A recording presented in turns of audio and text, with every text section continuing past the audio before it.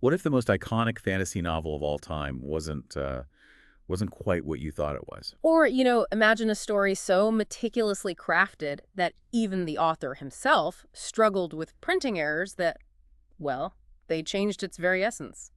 Today, on the deep dive, our mission is to unearth some of the most important nuggets of knowledge and insight from J.R.R. Tolkien's The Lord of the Rings. We're focusing specifically on the first volume, The Fellowship of the Ring. Right. And we're diving deep using excerpts from the book itself, yeah, including some really fascinating editorial notes that show what was going on behind the scenes, the creation, the lore. It's all in there. Exactly. So get ready for a shortcut to being, well, really well informed about the surprising depths and unexpected details of this beloved tale. We're talking everything from publishing quirks to, the big themes like choice and destiny. Let's explore. Okay, so what's immediately striking, I think, is how much the common perception of this work differs from what Tolkien actually intended, right from the get-go. Like what, for instance? Well, take the most basic thing. The Lord of the Rings is almost always called a trilogy. Yeah, the Lord of the Rings trilogy, you hear it everywhere, but that's not quite right, is it?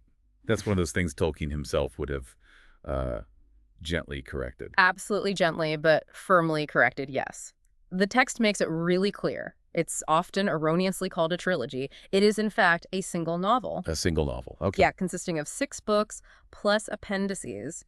It just happened to be published, sometimes in 3 volumes, mostly for cost reasons after the war. Ah, okay. So that distinction was really important to Tolkien. It wasn't just a publishing quirk. No, not at all. It speaks to how, audiences sometimes try to simplify or maybe compartmentalize these huge creations. And in doing that, you can lose some of the creator's grand singular vision. So forcing it into that trilogy box, convenient though it was for publishers, kind of altered how people saw its single unfolding story. That's actually quite profound. It is. And speaking of specific details, Tolkien had, well, the notes call it a continual problem with printers. Oh, yeah. And with what they termed well-intentioned corrections of his, let's say, idiosyncratic usage. Right, I can only imagine.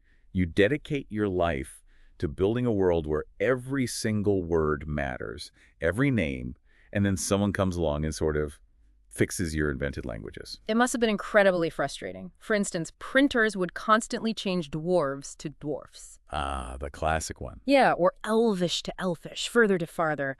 And the one he apparently considered the worst of all was changing elven to elfin. Elfin. Oh, dear.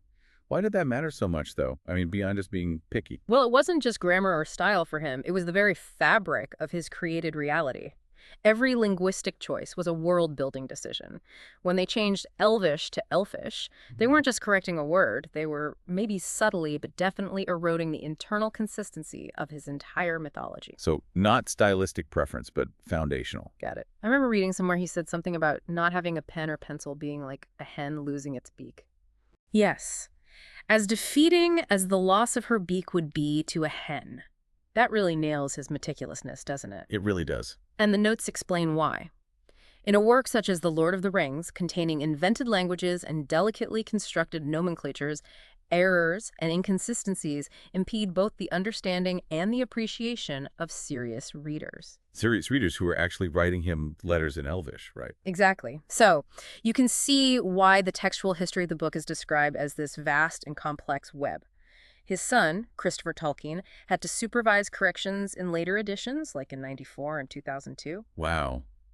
It's a powerful reminder, isn't it? How even seemingly tiny changes can distort an artist's intent. Definitely. And it also means that looking at these different versions, seeing the corrections, you get this unique insight. You see how Tolkien wrote and thought. You witness the authorial process itself at work in such detail. You almost feel like you're there with him, experiencing the wonder and bewilderment of new characters appearing as if from nowhere. Precisely. It's not just the history of a story you're tracing, it's the evolution of a world, complete with languages, writing systems, histories of peoples. It's immense. That intense focus on detail, it brings us nicely to the hobbits. Even they have layers of history. We think of them in the Shire, obviously, but where do they actually come from originally? Well, their earliest legends, they suggest the hobbits originally lived way back in the Third Age, in the upper vales of Anduin. That's between Greenwood the Great, which later became Mirkwood, and the Misty Mountains. Okay, so not always in the Shire then. What pushed them west? 2 things, mainly. The multiplying of men in the areas around them, and, crucially, a shadow that fell on the forest. That being Sauron's influence making Greenwood into Mirkwood. So they were, in a sense, refugees, fleeing darkness and, well, other people. Essentially, yes. Which is kind of ironic given how much they came to value settled comfort later on. And once they settled, they developed this very specific culture. The text calls them clannish, obsessed with genealogies. Oh, absolutely. Drawing up long and elaborate family trees, and they just loved, books filled with things that they already knew, set out fair and square with no contradictions. Which, maybe paradoxically, made them kind of suited to be the unlikely heroes, didn't it? That deep-seated traditionalism. You've hit on something key there, that aversion to change, that comfort in the known. It almost acts as a buffer against the corrupting influences of the wider world, until, of course, they have to step out. Right. And speaking of comfort and tradition, pipeweed. We have to mention pipeweed. Ah, yes, the Hobbit's special arc. It's one of those details that feels so grounding, doesn't it? So mundane, almost. Totally. Who first cultivated it? The lore's specific, isn't it? Very specific. Two-bowled Hornblower of Longbottom in the South Farthing, way back in the year 1070 by Shire reckoning. This little detail, it grounds Hobbit culture in this deep agricultural history, reflecting their love for the land and, well, simple pleasures. And the best types are still called Longbottom Leaf, Old Toby, and Southern Star. Those names just stick. It shows how tradition and origin stories just permeate everything, even their vices.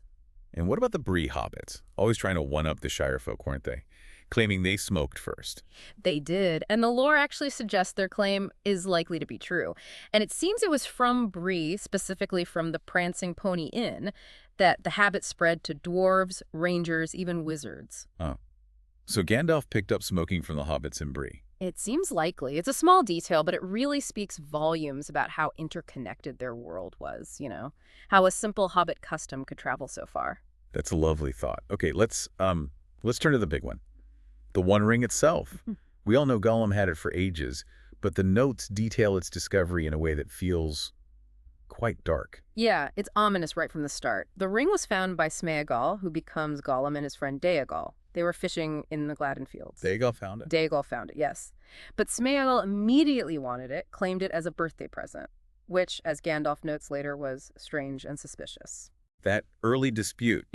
It's a chilling preview of the ring's power to just twist minds, isn't it? Absolutely. And then you have Bilbo.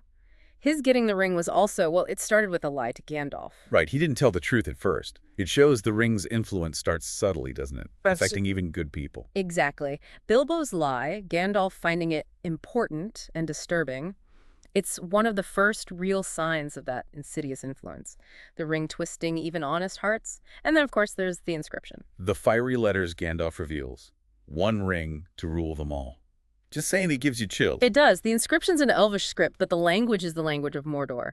And the full verse, it lays out the whole terrible plan, the fate of all the rings of power. Can you remind us? Sure. 3 rings for the Elven kings under the sky, 7 for the dwarf lords in their halls of stone, 9 for mortal men doomed to die, 1 for the Dark Lord on his dark throne, in the land of Mordor where the shadows lie. And then the famous lines. 1 ring to rule them all, 1 ring to find them, 1 ring to bring them all, and in the darkness bind them, in the land of Mordor where the shadows lie. Wow. So much history and doom packed right in there. And the fate of those other rings. Pretty grim. Very grim for most. The 3, the Elven rings, they were hidden. Sauron never touched them. The 7 given to the dwarf lords. Well, Sauron got 3 back eventually, and dragons destroyed the other 4. And the 9. For men. They were the most vulnerable. The 9 rings ensnared the mortal men who received them, turned them into the Nazgul, the Ringwraiths, utterly bound to Sauron's will, and now, as the story starts, they walk abroad again. Terrifying. Which brings us to Gandalf. His refusal to take the ring, even just to keep it safe. With that power, I should have power too great and terrible, he says. That's such a huge moment, isn't it? It's pivotal. It really highlights Gandalf's wisdom about power and temptation. He understands his own vulnerability. He says, "The way of the ring to my heart is by pity, pity for weakness, and the desire of strength to do good." Ah, so using it even for good would corrupt him. Unlike, say, Saruman. Exactly. Saruman seeks to control power, believing he can wield it for order, for good. Gandalf knows the ring itself corrupts absolutely, even the best intentions. He says he dare not take it, not even to keep it safe, unused. That profound self-awareness, it really sets the stage for the whole quest for who can actually carry this burden. So the ring's history is laid bare, the temptation is understood, and the journey really kicks off. Bilbo's big party, the 111st birthday, a classic scene, but also a major turning point. It's a double celebration, actually. Bilbo's 111th birthday, yes, but also Frodo's 33rd, his coming of age in Hobbit terms. And Bilbo's health, his prolonged vigor, was already a wonder of the Shire. A subtle hint the ring's unnatural influence had been working for decades. And the party sounds like pure Hobbit fun. Musical crackers from Dale, an impromptu orchestra, just chaos. Total chaos. And then Bilbo just vanishes, sings The Road Goes Ever On, and poof, gone. It's such a mix of whimsy and sudden seriousness. And just like that, Frodo gets Bag End and the ring. Gandalf's warning is so stark. Keep it secret and keep it safe. Big shift from the party mood. Huge shift. Immediately signals the gravity of what Frodo is inheriting. Thankfully, Frodo doesn't start completely alone. He's got his friends, Merry Brandybuck, Pippin Took, and of course Sam Gamgee. Sam joining is actually kind of funny, isn't it? He was eavesdropping. He was. Accidentally overheard Gandalf and Frodo making plans. Gandalf jokingly threatens to turn him into a spotted toad. Ah! But Sam's loyalty just bursts out and he insists on going. That moment, that accidental eavesdropping, it seals one of the most crucial friendships in the whole story. Meanwhile, Frodo has to sell Bag End to the dreaded Sackville Bagginses. Lobelia detesting Frodo, and he takes a travel alias, Mr. Underhill. All very cloak and dagger. All necessary for secrecy. But the peril finds them almost instantly. The Black Riders, the Nazgul. We all know they're terrifying, but what do the sources say about what makes them so uniquely scary? Beyond just being bad guys on horses. Yeah, what's their deal, really? Well, they're servants of the enemy, obviously. But the notes reveal they smell the blood of living things. They perceive the world differently through shatters in their minds. What's truly chilling is they represent men who are utterly consumed by the ring's power, warped into these spectral things. Weak in daylight, though. Weaker, yes, but their mere presence brings this suffocating fear. And the hobbits quickly realize how close they are, even during that innocent-seeming shortcut to mushrooms past Farmer Maggot's place. The locals are clearly terrified of the riders. Sauron's shadow is spreading. Their next hurdle is the Old Forest. Not exactly a walk in the park. Trees that shifted tried to trap them, heading them off deeper inside. It's more than creepy. It feels actively malicious. And then they run smack into Old Man Willow, who just grabs them. Yeah, threw Frodo in the water and trapped Merry and Pippin in a crack that closed about his waist. It's a really vivid picture of nature itself turned hostile, pushing them up against the wild, untamed parts of Middle-earth. But then, relief in the form of singing. Tom Bombadil arrives. Hey! Come, Merry Doll, Derry Doll! Just bursts onto the scene. He effortlessly rescues Merry and Pippin, even sings to the tree. Eat earth, dig deep, drink water, go to sleep. He's such an anomaly. Totally. How is he described? Goldberry calls him master of wood, water, and hill. She does, but then clarifies, no, indeed.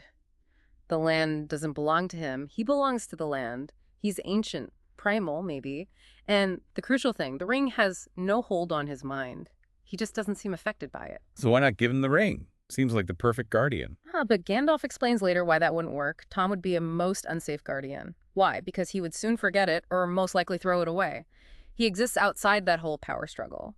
He's essential for the rescue here, but useless for the actual quest. Fascinating. Okay, so after Tom, they face the Barrow Downs. More danger. Eerie fog, they get separated, captured by a Barrow Wight. Right, and this is a big moment for Frodo's development. He actually thinks about using the ring to escape alone. Yes. He considers it.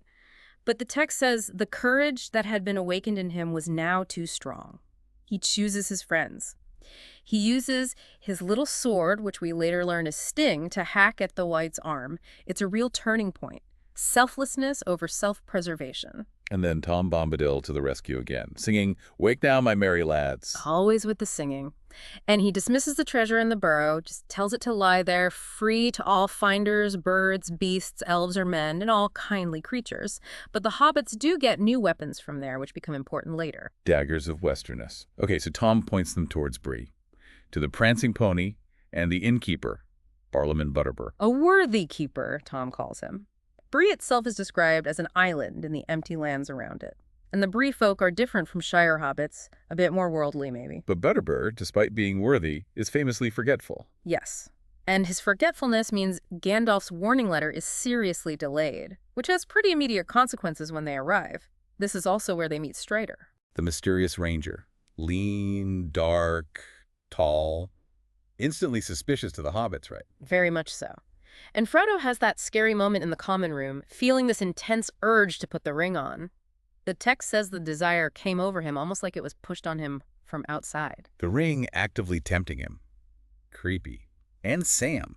Still suspicious of Strider. Oh yeah, Sam's reaction is pure hobbit caution. He comes out of the wild and I never heard no good of such folk. Distrust of anything outside the Shire borders. But then Strider reveals who he really is. Aragorn, son of Arathorn, and shows them the broken sword Narsil. And Gandalf's letter finally arrives, confirming Strider's a friend. That must have been whiplash for them. A total jolt. Suddenly this dangerous-looking ranger is revealed as someone incredibly important, and just in time, too. Because the Black Riders attack the inn that night. They do. They trash the hobbits' empty rooms. But Strider had moved them, and Nob, the hobbit servant, had made dummy beds with a brown woolen mat, so the riders were foiled for the moment. Meanwhile, poor Fatty Bulger is back in Buckland raising the alarm of the horn. And their ponies are gone. All gone, stolen or driven off, every other horse and beast in the place, too. The riders meant business. So no ponies.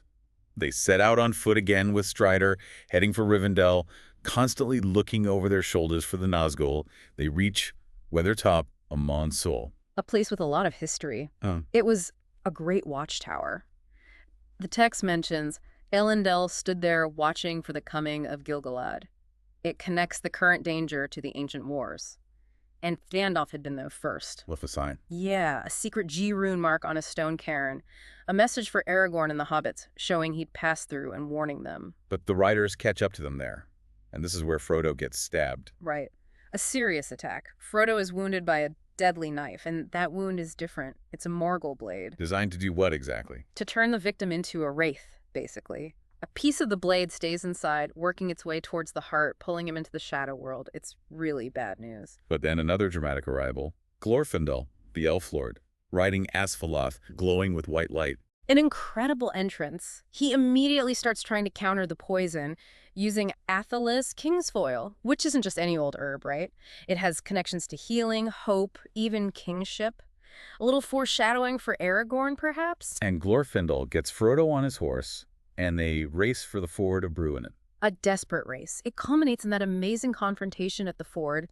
The 9 riders are there, but Frodo somehow defies them. They actually quailed before him. And then the river rises. Yeah, a huge flood, ship like white horses, sweeps the riders away. It feels like the power of Rivendell, of the elves, and the land itself rising up to protect him. What a scene. So they finally reach Sanctuary in Rivendell. Frodo starts to recover. Slowly, Sam is deeply worried, saying, "It has felt so cold through the long nights. You really feel his devotion." And then Frodo is reunited with Bilbo. Who's still writing his book. Of course. Bilbo talks about the sequel and how Frodo is now carrying on the story. It's a touching, slightly bittersweet moment, linking Bilbo's adventure to Frodo's much darker quest. And Rivendell itself, the Hall of Fire.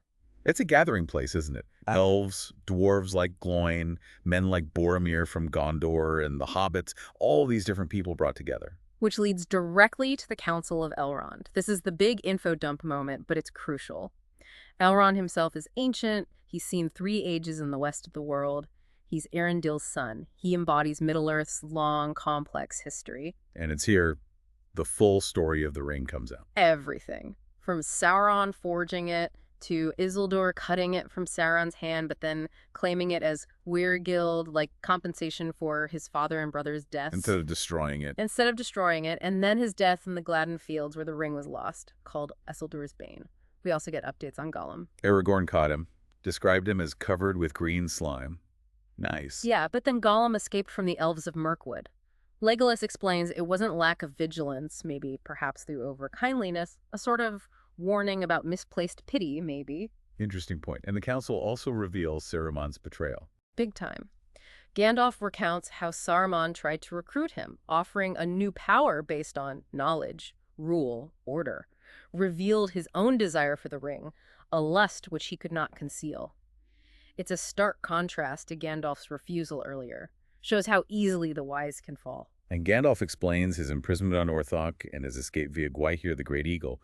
All these pieces come together, leading to the main question, what now? What do we do with this ring? The doom that we must deem, as Elrond calls it. They discuss hiding it, but that's seen as too risky, only temporary. The only real option, destroy it. In the fires of Mount Doom, in Mordor itself. The only place it can be unmade. And then Elrond says something incredibly important, something that really captures the heart of the story. What's that? He says, "This quest may be attempted by the weak with as much hope as the strong. Yet such is oft the course of deeds that move the wheels of the world. Small hands do them because they must, while the eyes of the great are elsewhere." Wow. That's basically the whole theme right there, isn't it? Unexpected heroism. The small making the biggest difference. Precisely. And it leads directly to Frodo stepping forward. His simple, brave offer, "I will take the ring, though I do not know the way." Chills. Just chills. And the fellowship forms around him.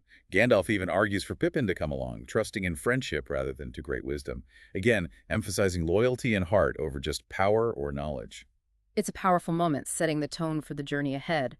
And before they leave, Bilbo gives Frodo those crucial gifts. Sting, the elven blade that glows blue near orcs, and the mithril shirt. Yeah, that amazing shirt. Close woven of many rings, as supple almost as linen, cold as ice, and harder than steel.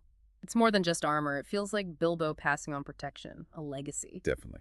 So the fellowship is formed, 9 companions to counter the 9 riders. Mm-hmm. They leave Rivendell on a cold, gray day near the end of December, traveling mostly by night.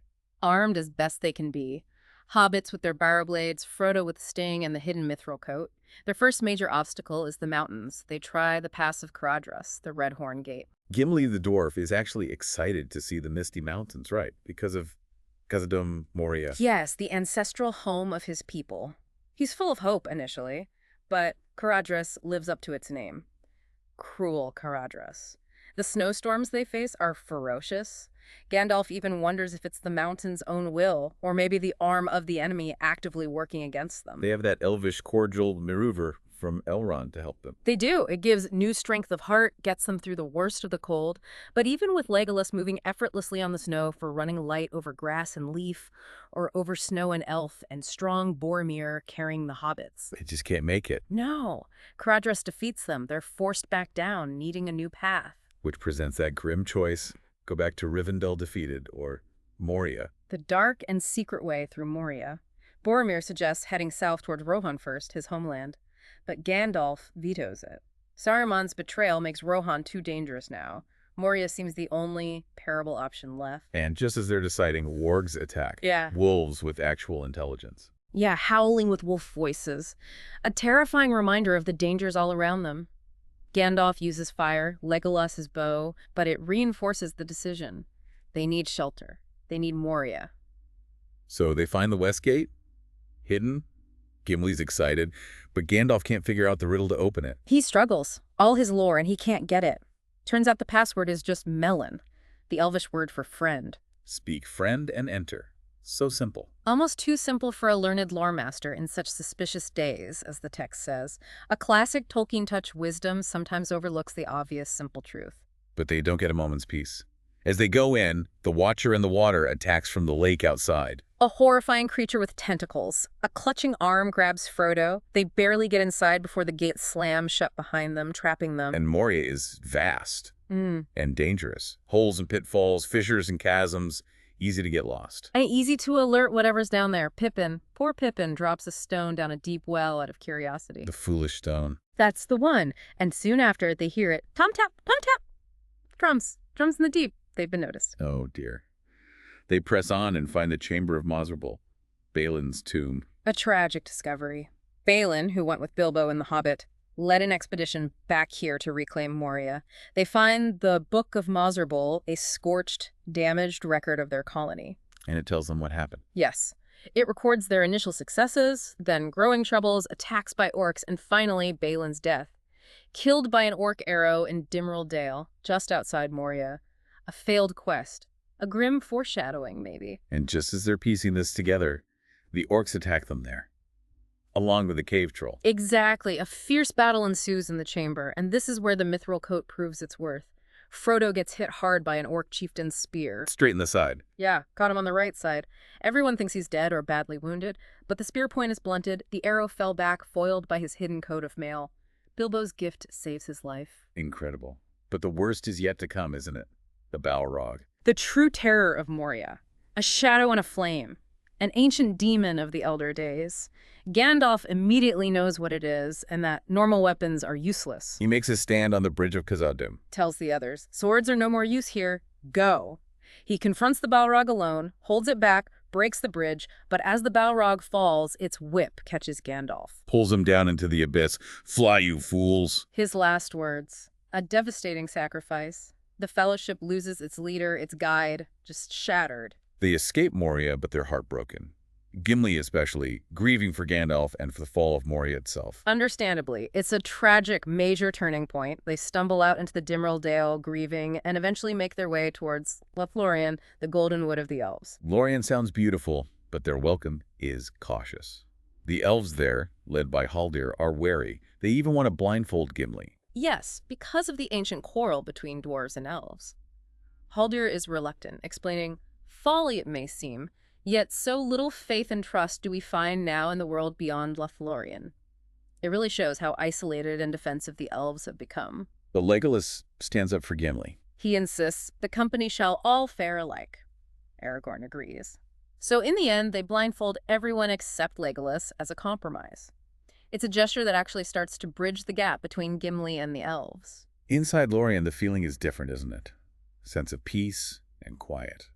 Sam says time did not count in there. No moon in the sky at Caras Galadhon. Right, Lórien exists slightly outside the normal flow of time. It's like a preserved fragment of the Elder Days, protected by the power of its rulers. It's almost timeless, which is why it feels so different, so peaceful, but also maybe a bit static. And here they need the rulers, Celeborn and Lady Galadriel. Ancient and powerful. Very ancient. Celeborn is called the wisest of the elves of Middle-earth, and Galadriel dwelt in the west since the days of dawn. She has this incredible ability. She can perceive the Dark Lord and know his mind, but crucially, Sauron can't see into hers. Still, the door is closed, she says, a testament to her immense power and will. Then Galadriel invites Frodo and Sam to look into her mirror. What do they see? Sam first. Sam sees some disturbing flashes. Stars going out, Frodo looking pale and asleep under a dark cliff, someone climbing an endless stair, and maybe most worryingly for him, trees falling back in the Shire, the scouring of the Shire foreshadowed. And Frodo. His vision is even worse. Much worse. Glimpses of the Shire, yes, but then the signs of war spreading everywhere. Orcs pouring out, Mirkwood in flames, Rohan under attack, Isengard unleashing wolves, and finally the black gates of Mordor and the Dark Tower at Barad-dûr. It fills him with utter despair. All hope left him. These visions are reflections of their deepest fears, but also potential futures. A heavy burden. And then comes that incredible moment. Galadriel's test. Frodo actually offers her the ring. He does. In a moment of despair or maybe seeking relief, and Galadriel is tempted. She speaks of what she could do with it, but then she refuses. Why? How does she resist where someone like Saruman fell? She passes the test. She acknowledges the temptation, but masters it. She says she won't take it by force or fear from my guest. She understands that wielding it, even for good, would ultimately make her a tyrant. It's an act of immense self-knowledge and strength, very different from Saruman's fall into desiring control. Wow. Okay, so after that intensity, they prepare to leave Lórien. The elves give them gifts, including lembas bread. Yes, lembas or whey bread, described as more strengthening than any food made by men, and it is more pleasant than cram. And Gimli, the dwarf who was initially so hostile, actually praises it. Better than the honey cakes of the Bornings, he says. High praise indeed from Gimli. That shows how much he's changed. It really does. And Galadriel gives personal gifts, too. To Aragorn, the Elisar, the Elfstone, a clear green gem given as a token of hope and a symbol of his royal destiny. And to Frodo. To Frodo, she gives the phial, a small crystal phial containing the light of Erendiel's star captured in her fountain. She tells him it will shine still brighter when night is about you, a light to you in dark places when all other lights go out. It's literally a gift of hope and light against the encroaching darkness. Such powerful gifts. They leave Lórien in elven boats, and the land seems to just fade away. Yeah, the description is beautiful. Lorien seems to be slipping backward, like a bright ship masted with enchanted trees, sailing on to forgotten shores. It reinforces that feeling of leaving a protected, timeless realm back into the harsh realities of Middle-earth. And the journey down the Great River Anduin reflects that. The mood changes. Immediately, the landscape becomes dreary and cold, empty and mournful. They see black swans on the river, adding to the sense of foreboding. They are leaving the light behind. And they realize they're being followed. Yes, they see black figures running to and fro upon the long shingle banks. Orcs, likely. And then something flies overhead, a large winged shape. Legolas shoots it down with a lucky shot in the dark. Probably one of the Nazgul's new steeds. The pursuit is relentless. This pressure builds until they reach Hen, the Hill of Seeing. And here, they face a critical decision. The breaking point. Where to go next? East to Mordor. West to Minas Tirith. Most of the company want to go to Gondor, to Minas Tirith, but Frodo is silent. Aragorn is torn, divided in his mind between his duty to the ring-bearer and his desire to go to Gondor. And this is where Boromir finally cracks under the ring's pressure. Completely. He confronts Frodo, arguing they should use the ring. Why should we not think that the great ring has come into our hands to serve us in the very hour of need? It's the voice of despair and temptation. And he tries to take it. He does. He attacks Frodo. The text says his fair and pleasant face was hideously changed. A raging fire was in his eyes. A terrifying glimpse of the ring's power to corrupt even noble intentions, preying on his love for his people. Frodo barely escapes, using the ring to turn invisible. And he makes his decision. Yes. Alone, invisible on Hen, he realizes he must go to Mordor, and he must go alone to protect his friends from the ring's influence and from danger. He thinks, I hate leaving them, and like this without any explanation, but surely they will understand. Sam will. Trusting in Sam, and Sam comes through, doesn't he? Unfailingly loyal. As Frodo tries to sneak away in a boat, Sam figures it out, runs down the bank, and just leaps into the river even though he can't swim. Deep, swift water. Frodo has to pull him into the boat. And so, the fellowship breaks. Frodo and Sam head east towards Mordor alone. A poignant, heartbreaking end to the first part of the story. Sacrifice, division, but also that core bond of friendship endures, carrying the quest forward. So we've really charted a path, haven't we, through literary history, that incredibly detailed world building and all those critical moments of decision, friendship, sacrifice. Absolutely. From the seemingly small detail of printer errors changing dwarves to dwarves to the huge weight of the ring's history, you see this meticulous creation that just keeps revealing layers. Even things you think you know well, like the trilogy idea, turn out to be more complex. It shows how even the smallest details, like pipeweed origins or the wording of an inscription, hold real meaning in that larger tapestry Tolkien wove. Exactly. It's all interconnected. Which brings us to a final thought. Consider how often throughout this deep dive into just the first part of the story, the really great burdens, the pivotal moments, they were met not by the powerful, not by those seeking glory, but by, well, Elrond called them small hands. People who simply chose to face what was laid before them. Yeah. Frodo taking the ring, Sam following him, even Bilbo just giving the ring up in his own way. Right. So what does that suggest, maybe, about the true nature of heroism, not just in Middle-earth, but maybe in our own lives? What about the quiet choices we all make when we face our own challenges, big or small? Something to think about.